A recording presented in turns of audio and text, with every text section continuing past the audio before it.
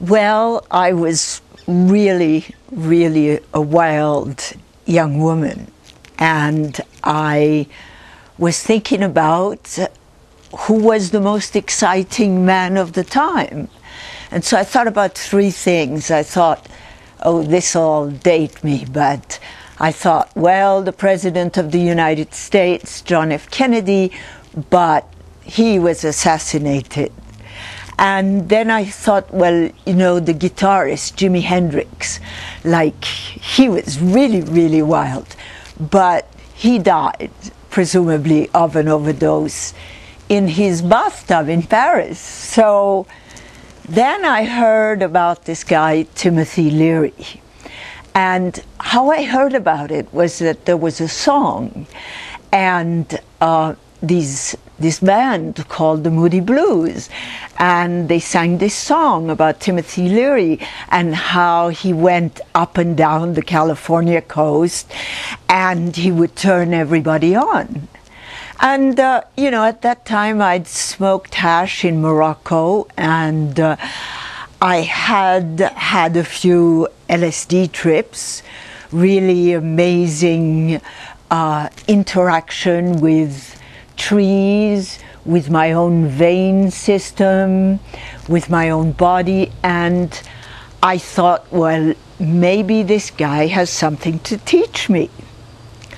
So it was strange because, and at the time he had written several books and he was very, very famous in the United States, and I was in Europe, and I just set out to meet this guy. And how did I set out to meet this guy? Well, it's like everything has been in my life. As soon as I made the intention that that's what I wanted, the series of coincidences went into place. And if you want to hear about the amazing coincidences that happened so that I could meet this guy, you read my book. You read my book, which will come out soon.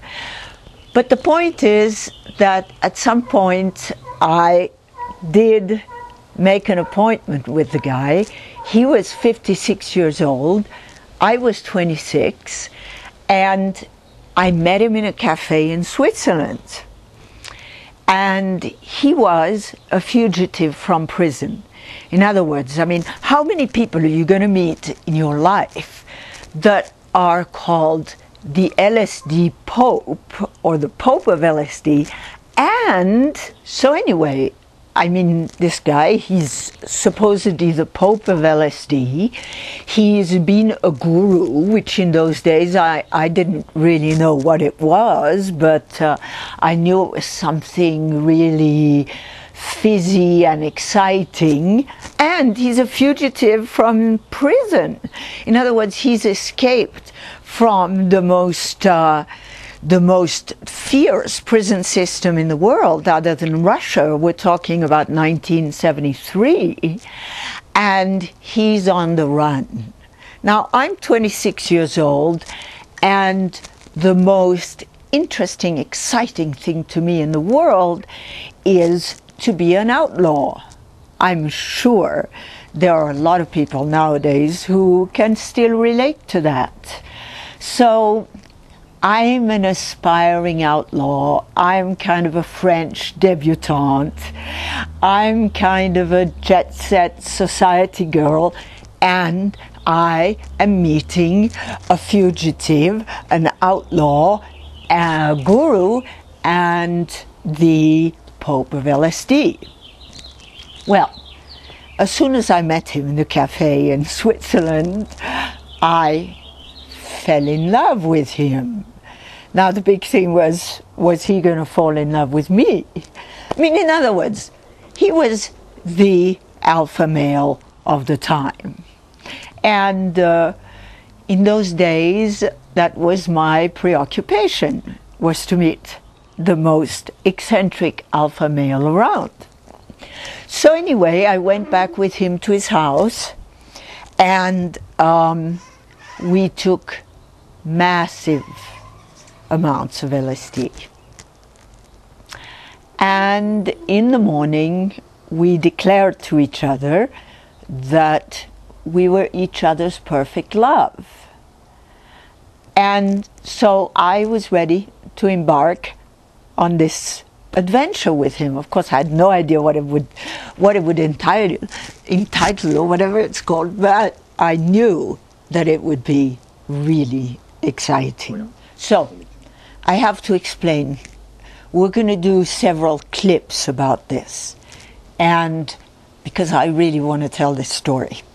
So this is just the beginning. This is just a little taste of the story that will continue on YouTube with my trusted cameraman and producer here. And if you listen in, we'll do several, because of course we don't want to bore anybody. So anyway, I've got this guy, Timothy Leary, in my pocket. And we're off on this adventure. And he's got this fabulous yellow Porsche. And we go off into the Swiss mountains. But we haven't made love yet. And first of all, I'm in love with Timothy Leary, but secondly, I mean, what is it going to be like to make love with a guru, an American guru? So we go to this beautiful, beautiful hotel in Switzerland up in the mountains, and we ski all day, which is really exciting. And then in the evening we have this beautiful champagne dinner in our suite, and this man, who's supposed to be this really eccentric LSD man, first of all, he's dressed like a college professor. He's got this round-rimmed glasses, and he's just wearing a white shirt with an old cashmere sweater and these velvet, these corduroy pants, and he's carrying a Samsonite briefcase. I mean, what is this? And very carefully, when the energy of making love starts to become intense, he opens up the Samsonite briefcase and he pulls out a Life magazine. Now, many of you don't remember what Life magazine is, but it was a magazine of the time that had amazing photographs and photographers. And he opens it up at these pictures, which were the first pictures of the human brain, inside the human brain, of the human brain.